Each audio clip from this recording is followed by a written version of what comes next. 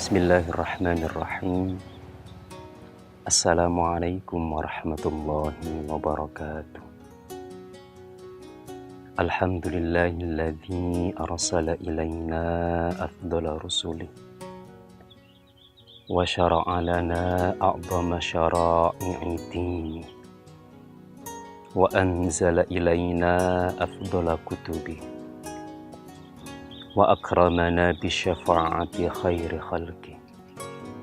Allahumma fasalli wa sallim wa barik ala sayyidina Muhammadin wa ala alihi wa ashabihi ajma'in. Amma ba'du. Polar TV yang berbahagia, jumpa lagi di program Titian Arek TV. Kali ini saya akan ajak bolo semuanya untuk mentadabburi satu kisah dari sekian kisah yang ada di Al-Quran. Perlu bolo ketahui, komposisi kisah dalam Al-Quran itu jauh lebih banyak disuguhkan oleh Allah Subhanahu wa Ta'ala kepada kita.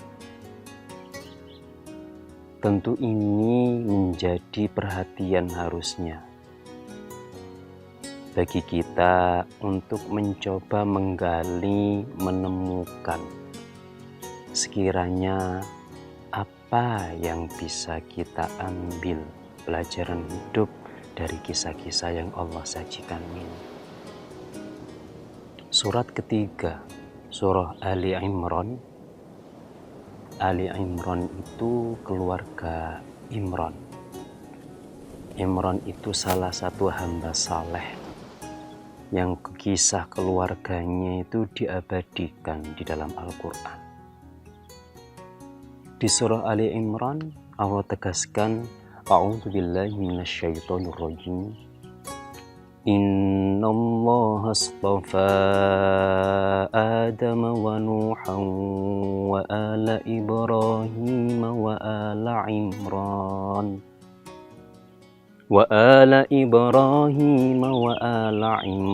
alal alamin dzurriyyatan ba'dhuha min ba'd wallahu sami'un 'alim.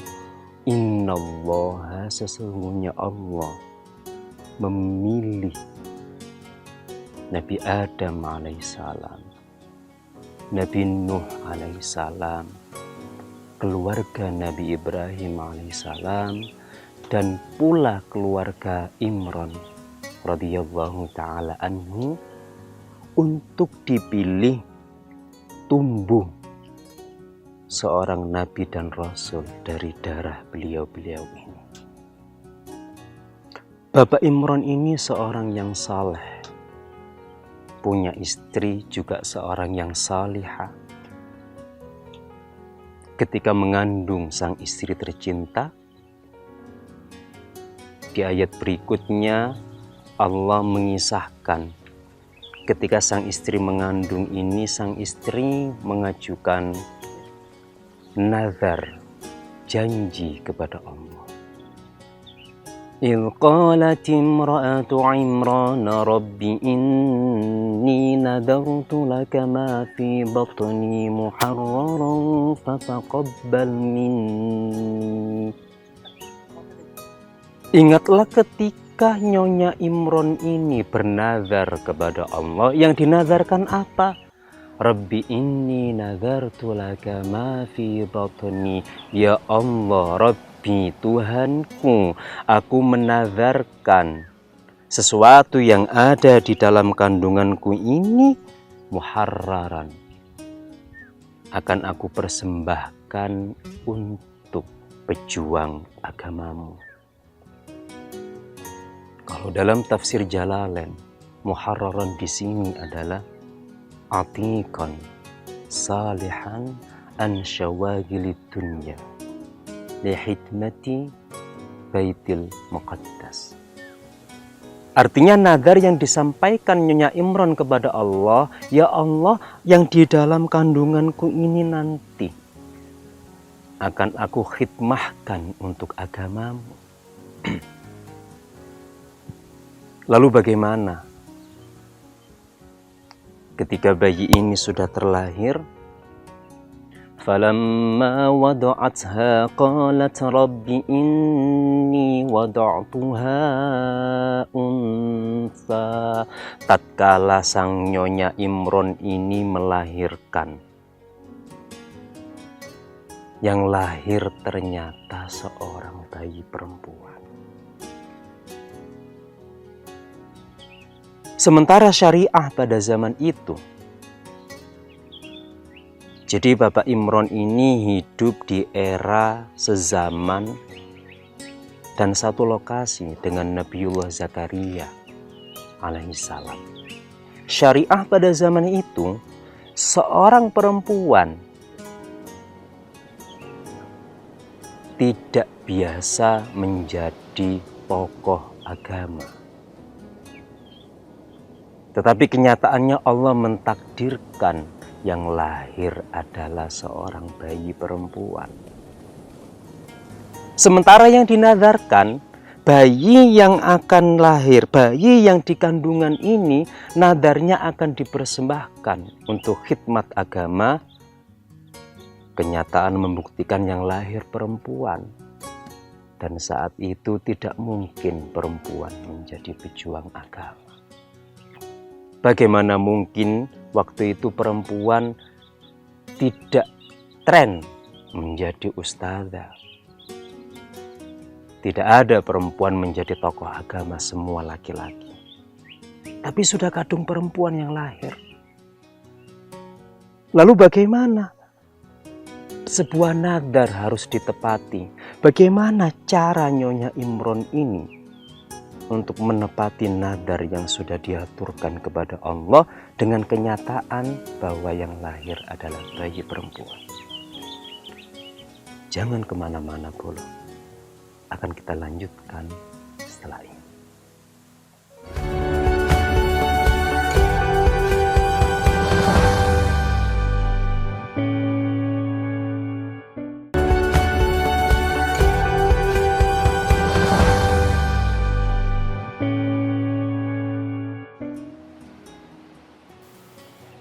Baik Bola Arek TV, kita lanjutkan kisahnya.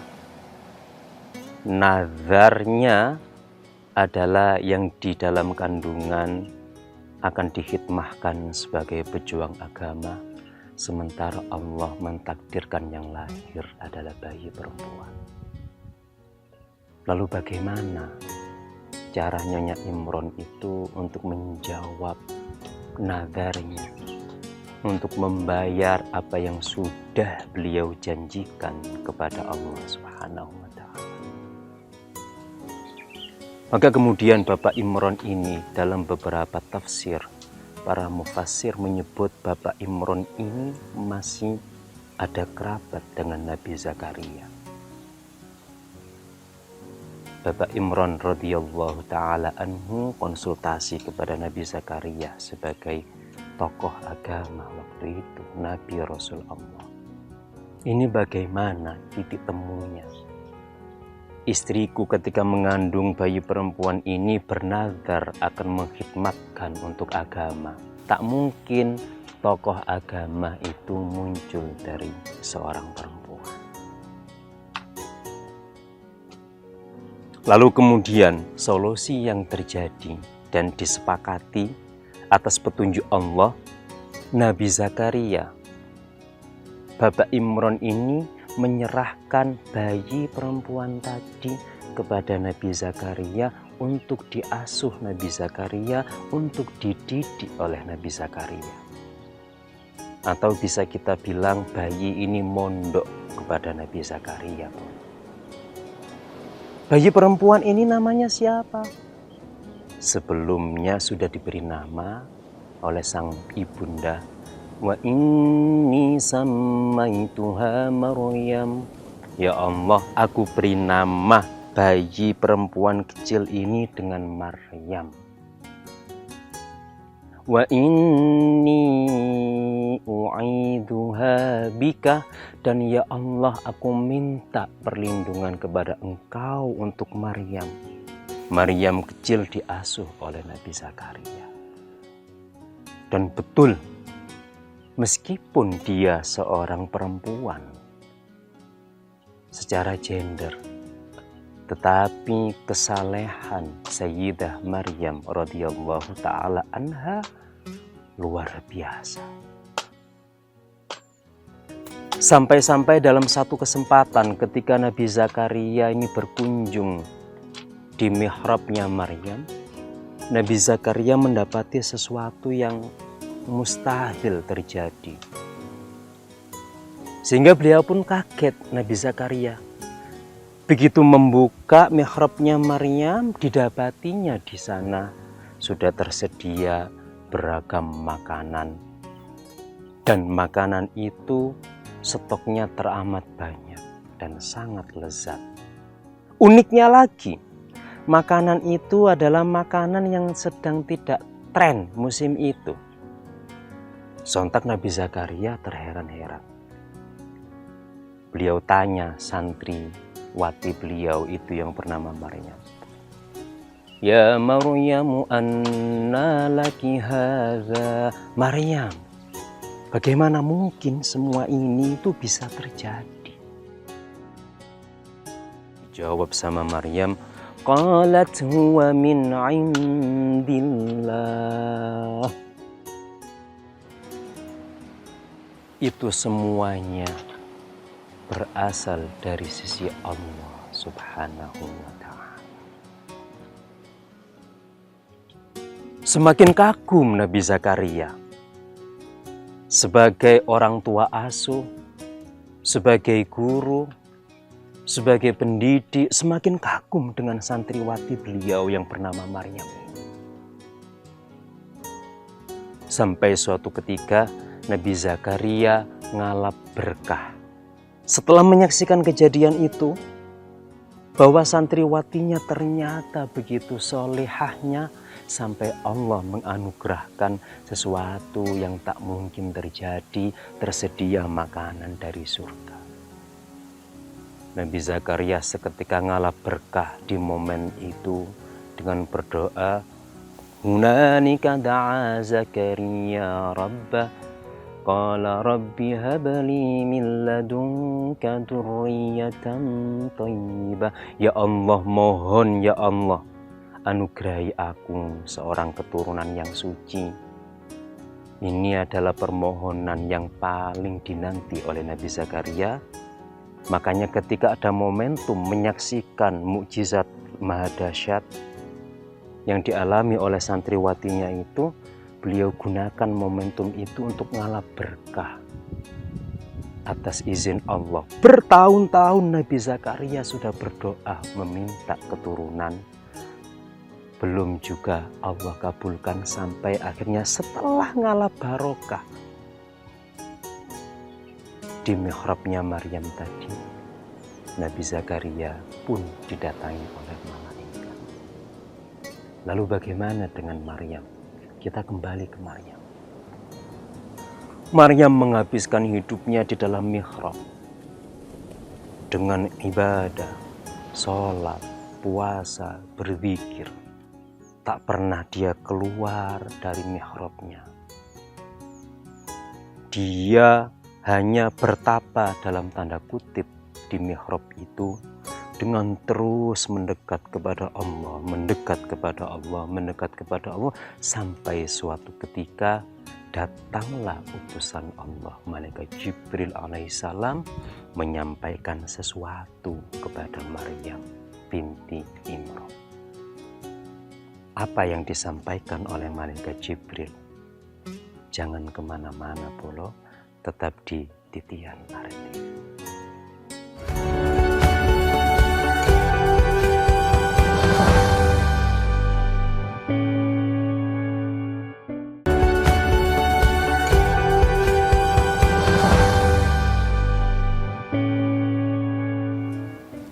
Baik, boleh kita lanjutkan kisahnya.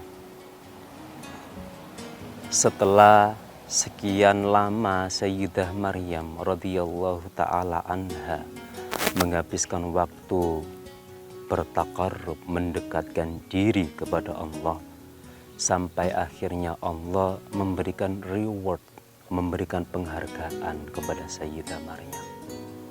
Diutus malaikat Jibril untuk menyampaikan sesuatu kepada Sayyidah Maryam radhiyallahu taala anha. Dalam ayat berikutnya, wa in qalatil malaikatu ya Maryam innallaha astafaki wa tahharaki wastafak. Innallaha astafaki wa tahharaki wastafaki ala nisa'il alamin. Sesungguhnya Allah memilih engkau Maryam dan mensucikan engkau Maryam dan memilih engkau Maryam atas wanita-wanita seluruh penjuru alam saat itu. Allah memilihmu, Allah mensucikanmu, Allah memilihmu. Kata-kata memilih diulang 2 kali oleh Allah Subhanahu wa ta'ala. Ini menunjukkan apa? Menunjukkan betapa Sayyidah Maryam meskipun seorang perempuan, tetapi Allah memilih beliau. Dan dalam bahasa Al-Quran, kata-kata istafa yang bermakna memilih itu seringkali Allah tujukan hanya kepada para nabi dan rasul. Sementara ini kata istafa Allah tujukan kepada Sayyidah Maryam radhiyallahu taala anha, seorang perempuan. Makanya beberapa ulama menilai Sayyidah Maryam meskipun seorang wanita, tetapi di sisi Allah beliau setara dengan nabi. Meskipun secara status resmi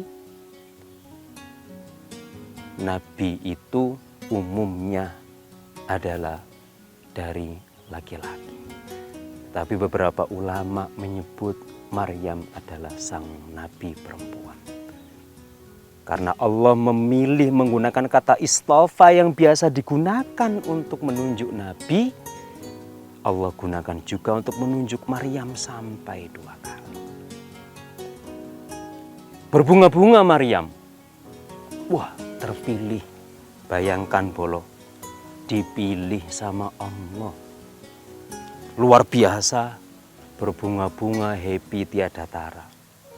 Berikutnya, malaikat Jibril menyampaikan informasi kedua.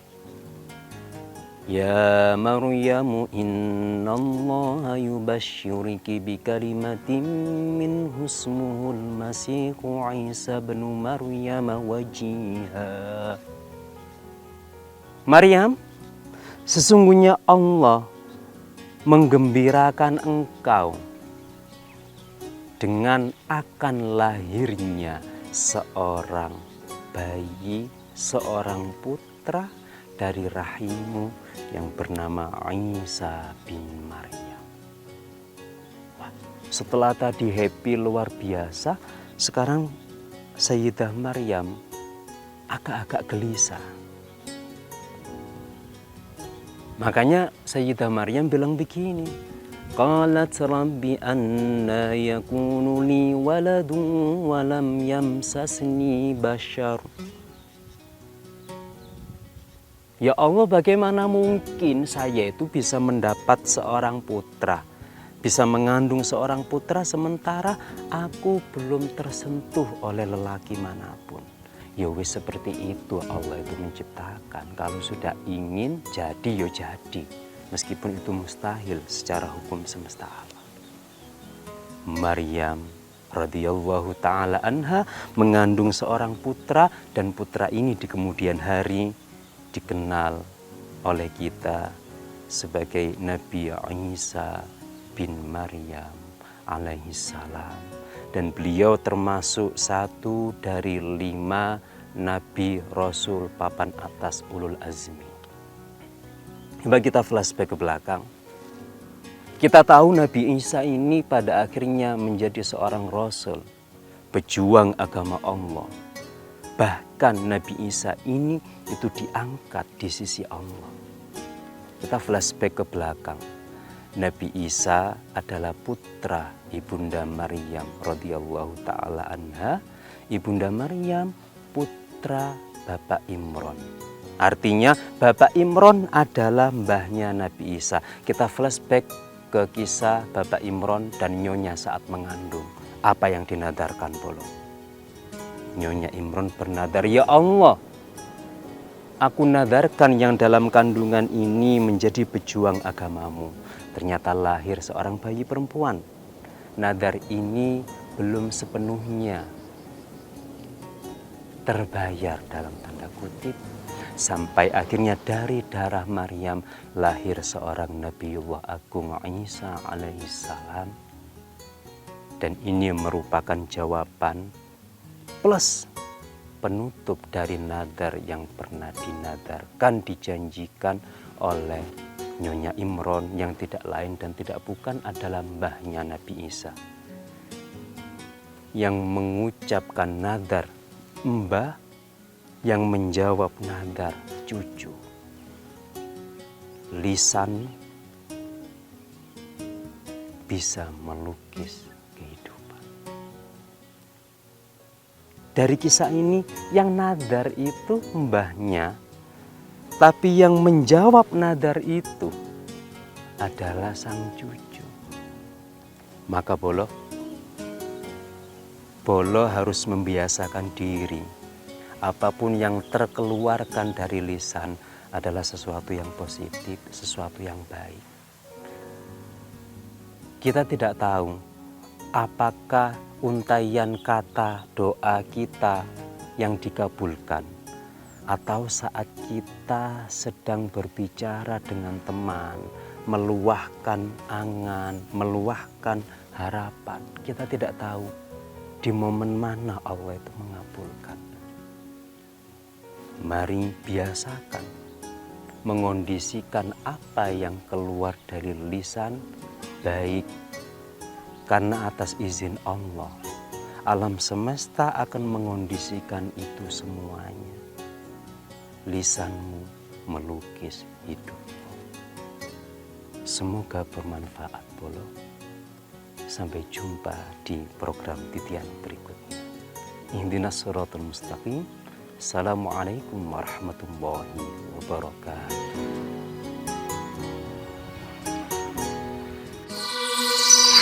Arek TV.